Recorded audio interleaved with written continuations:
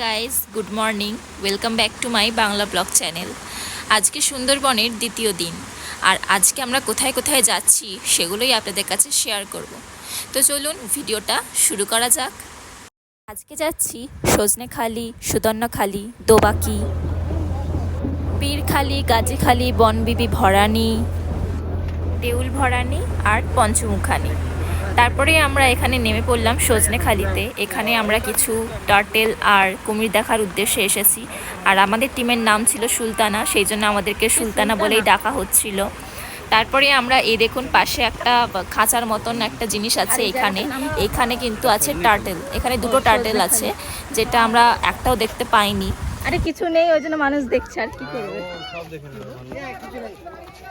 কিছুই আমাকে এই জয়টার ভেতরে ঢুকিয়ে দাও আর বলে দাও বাঘ।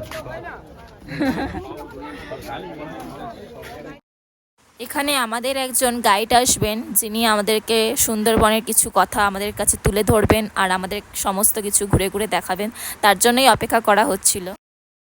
এই গোলপাতা গাছের ফলটা খেতে ঠিক নারকেলের শাঁস বা তালের শাঁসের মতো খেতে, এবং এর থেকে খেজুরের রস যেমন আমরা পাওয়া যায়, আপনারা খেয়েছেন বা দেখেছেন, এর থেকে কিন্তু একটা রস পাওয়া যায়। সেই রস থেকে সুগার ফ্রি গুড় তৈরি হয়। ওখানে একটা ওটা কুমির পন্ড আছে, কুমির দেখা গেলেও যেতে পারে। এখানকার যে কুমিরটা আছে আমি দাঁড়িয়ে থাকবো, কেউ দয়া করে যাবেন, কারণ সব জায়গায় কিন্তু এটা জঙ্গল, জঙ্গলের মধ্যে নামতে হবে, দেখতে হবে, আমার চলে আসতে হবে। আসুন আস্তে আস্তে। ইনি আমাদের গাইড, আর ইনি আমাদের সমস্ত কাহিনী শোনালেন, মানে কি কি গাছ আছে, কি কি পশু পাখি আছে, সমস্ত কিছু শোনালেন। তারপরে আমরা এখানে ঢুকে গেলাম টার্টেল দেখার জন্য। টার্টেলটা আপনাদেরকে দেখাচ্ছি।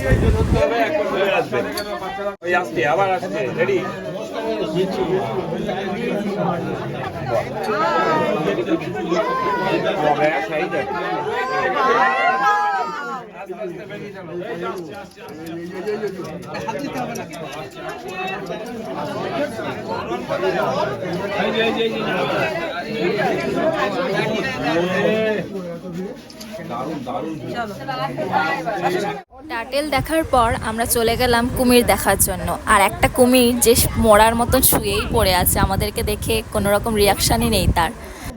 যদি মোবাইলটা যদি পড়ে গেল তখন কি হবে?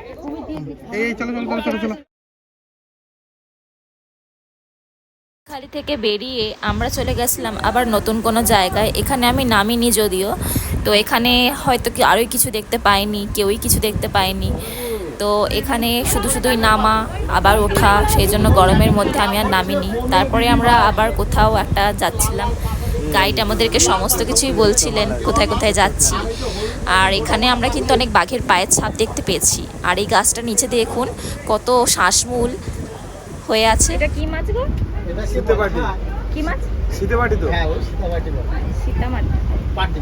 আচ্ছা, এটা খায়। মাছ দেখে আমরা চলে গেলাম লাঞ্চে।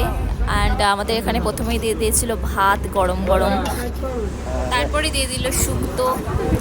আর বোটে বসে খেতে যে কার ভালো লাগে না, আমি সেটাই শুধু ভাবি।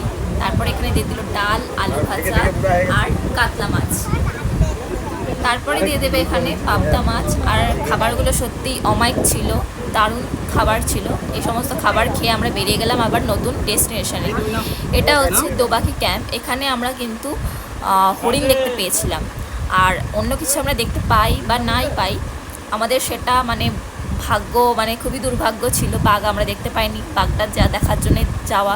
কিন্তু সুন্দরবনে আসলে আপনারা কিন্তু বাঘ দেখার উদ্দেশ্যে একদমই আসবেন না, শুধু খাবার এনজয় করার জন্যই আসবেন, তাহলে ঠিক আছে। তারপরে আমরা এখানে দেখতে পেয়েছিলাম হরিণ দেখে আমরা বেরিয়ে পড়লাম পঞ্চমুখানি দেখার উদ্দেশ্যে। পঞ্চমুখানি মিন্স 5টা নদী একসাথে মিলিত হয়েছে একটা সাগরে। তো সেটাই দেখার জন্য আমরা এখানে গেছিলাম।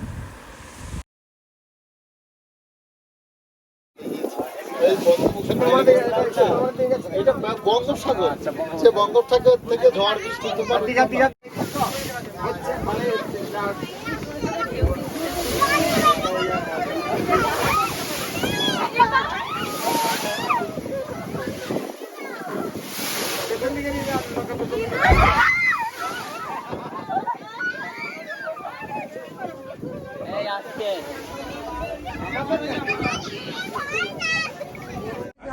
হাতে চলে এলো চিংড়ি মাছ ভাজা আর চা। এখানে খেতে খেতেই আমরা চলে যাচ্ছি আমাদের হোটেল পাখিরালয়। আজকের ব্লগটা আমি এখানেই শেষ করছি। আপনাদের সাথে দেখা হবে নেক্সট কোনো ব্লগে। আর চ্যানেলটি অবশ্যই সাবস্ক্রাইব করে দিয়ে যাবেন যদি আমার ব্লগটা ভালো লেগে থাকে।